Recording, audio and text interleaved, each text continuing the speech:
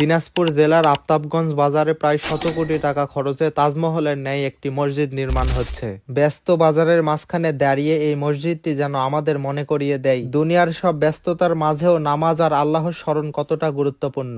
আমি এখন মসজিদের দ্বিতীয় তলার মেইন মিনারের সামনেই অবস্থান করতেছি। এখনো কিন্তু কাজ চলমান আছে, জানি না কতদিনে শেষ হবে। আমাদের রাজশাহী বিভাগের মধ্যে এরকম দামি মসজিদ আর কোথাও আছে বলে আমার জানা নেই। দূর দূরান্ত থেকে মানুষ আসে শুধুমাত্র এই মসজিদটি দেখার জন্য।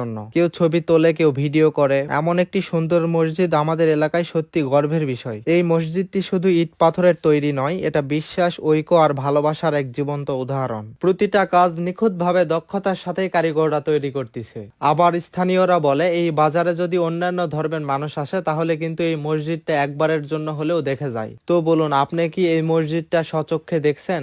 না দেখে থাকলে আপনি কবে আসতেছেন? সবশেষে একটা কথাই বলি, আল্লাহ যেন এই মসজিদকে কবুল করেন এবং এখান থেকে ছড়িয়ে পড়ুক শান্তি ও হেদায়েত।